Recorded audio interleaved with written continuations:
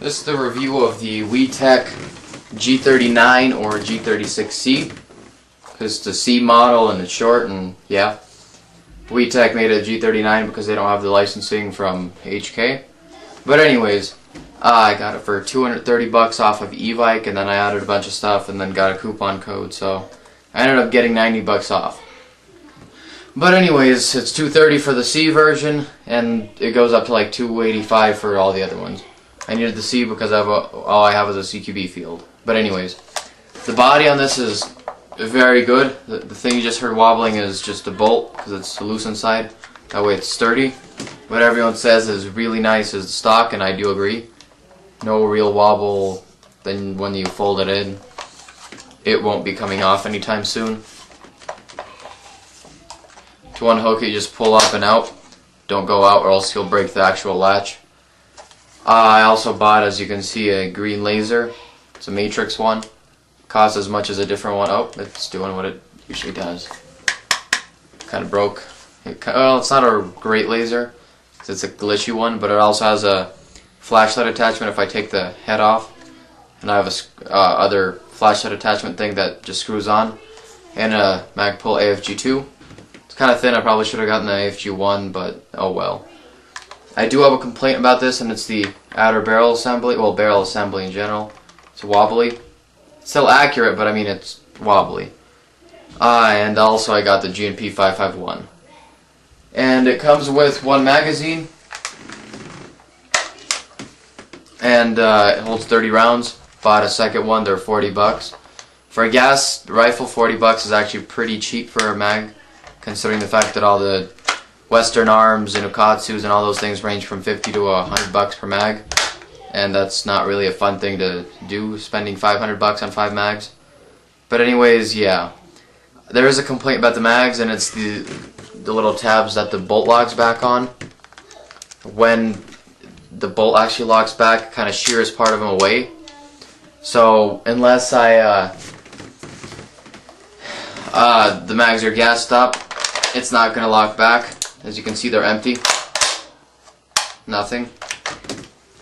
But gas-wise, they're not really that gas hoggy, because I filled one up and it lasted for 3 magfuls and it still had gas left, which is pretty impressive. And as I've heard, these are WeTech's best magazines, so that's also a plus. And on top of that, I ordered a spare release valve and a charging handle, because those are common parts that break pretty fast. But anyways, as for body, it's made of just nylon polymer, similar to the real thing. And right here, instead of having the HK logo, it's got WeTech G39 and all that. Well, it's got the caliber right. But anyways, yeah. The charging handle's ambidextrous, as G36, right here, or just pull back. To switch to semi, it's already on semi. Auto, it's on auto, but it won't go on safety unless you actually cock it back, just like the real thing, and real ARs and everything. It's got sling points right here in the front, and one in the back. They're plastic, but they seem to be pretty thick plastic, so I would guess it hangs on pretty good. And everyone says that the front handguards rails are metal, and they're full of crap because they're plastic. And also the top rail and the front sight. Although the front sight, it's good that it's low profile, that red dots and everything are pretty modular for it. The front sight won't block it like in an M4 or M16, the post sight. The orange flash hider, since I got it from eBike or whatever, they glued it on, can't take it off. But it has supposedly 14mm counterclockwise threads, if I were to take it off. Right here the grip is empty, just like it would be in a real one. Saves weight. And since it's not an electric one, there's no motor inside. And to take it apart, you just take out 3 pins. One right here to take the handguard off. And also the stock has 4 spots for the pins on the back, so you don't lose them when you're taking it apart. So you gotta take that part out. There's the gas block and everything. This is what I mean by it wobbles. Pretty sure you can hear it. And plus, you can't really tighten it either.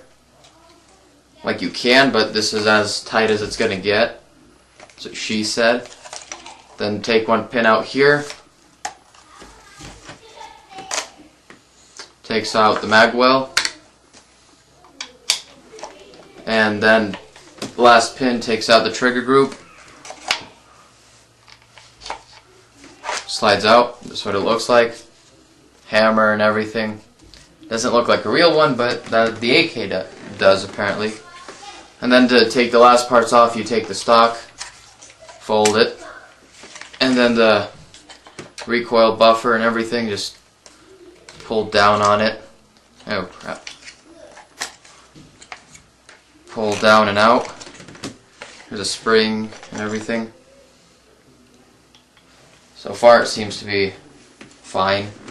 Then the bolt is a pretty relatively long bolt.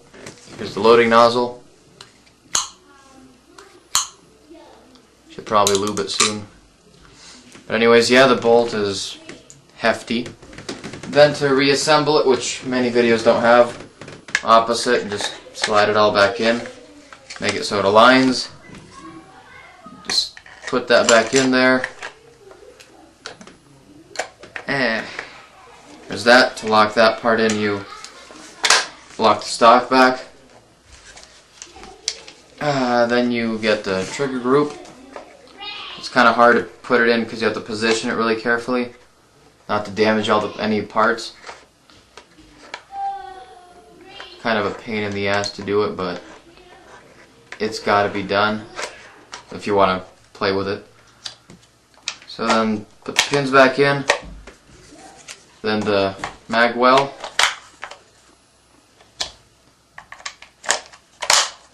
Then finally the hand guard. If I get it in right. There we go.